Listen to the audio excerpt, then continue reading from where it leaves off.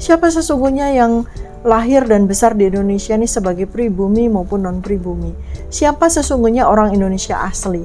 Siapa sesungguhnya yang tinggal di mana sesungguhnya orang yang bisa menyatakan dirinya adalah orang Indonesia asli?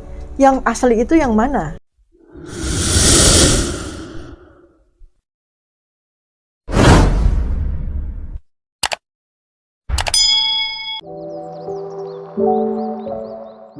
Kita bersyukur dikaruniai negara Indonesia yang sangat majemuk ini, baik dari sisi suku, dari sisi agama, dari sisi asal-usul, dari sisi latar belakang, dari sisi budaya yang terentang begitu luas dari Sabang sampai Merauke, dari Miangas sampai Pulau Rote. Itu wajib ya dan harus kita syukuri.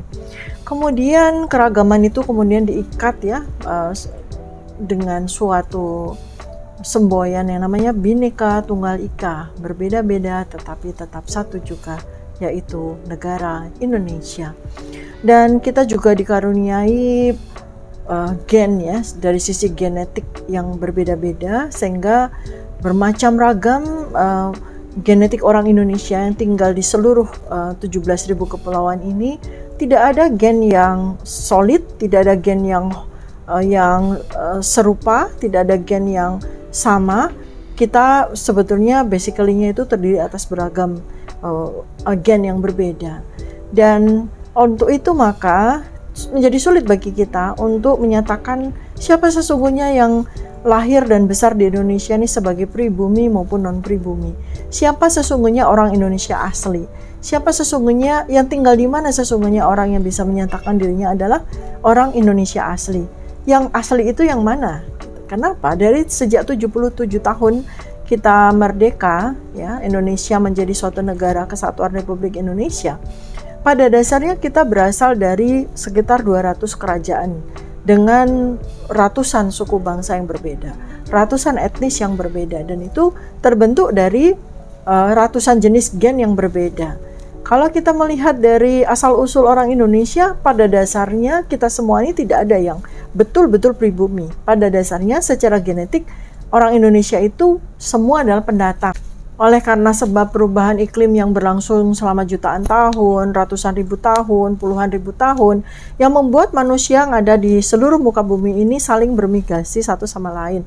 Terjadilah pertukaran genetik antara orang-orang di Eropa dengan orang-orang di Australia, kemudian terjadi pertukaran genetik orang-orang di Afrika yang kemudian menyebar ke seluruh dunia, dan beberapa darinya, ratusan genetik itu kemudian menjadi satu, menjadi manusia Indonesia.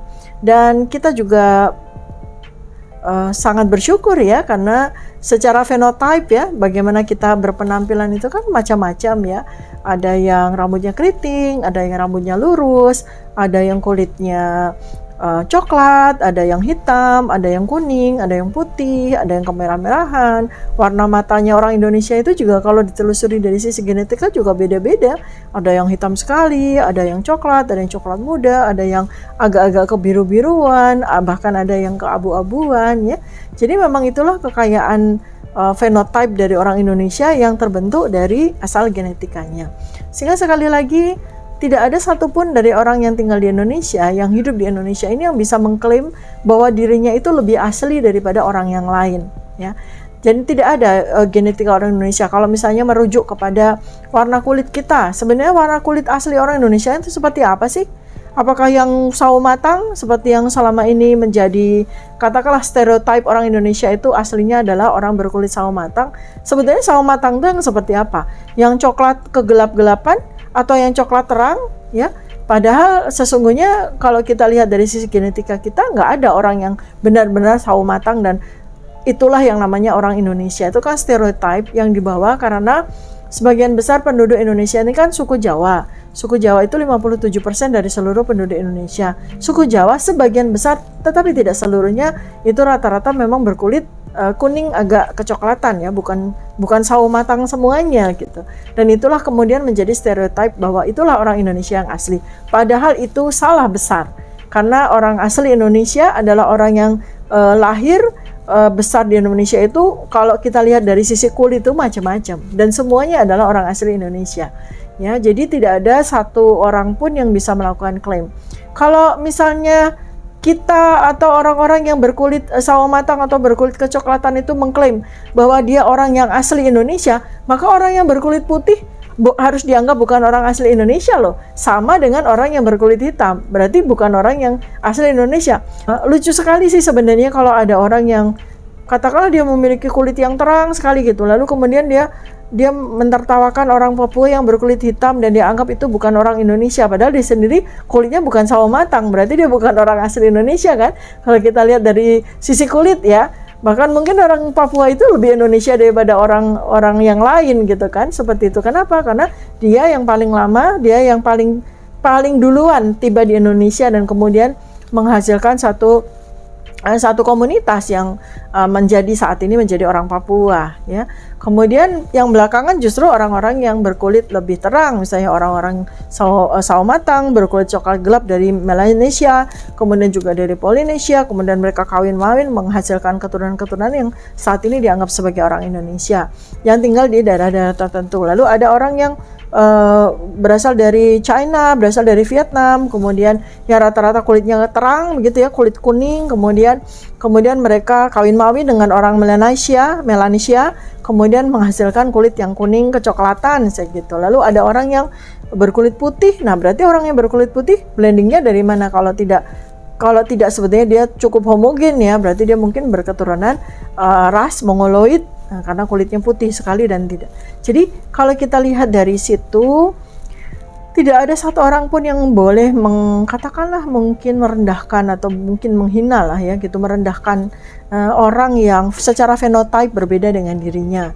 Atau tidak boleh ada orang yang menganggap dirinya itu lebih tinggi, lebih bagus, lebih indah, lebih cantik, lebih ganteng gara-gara dia memiliki kulit yang menurut ukuran dia adalah kulit yang lebih sempurna daripada kulit orang lain gitu kan.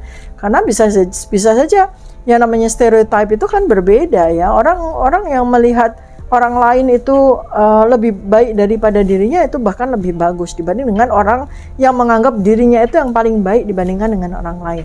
Sudahlah ya. Kita mengingat kembali tentang jati diri negara Indonesia. Kita mengingat kembali tentang jati diri bangsa Indonesia yang memang sejatinya itu bineka.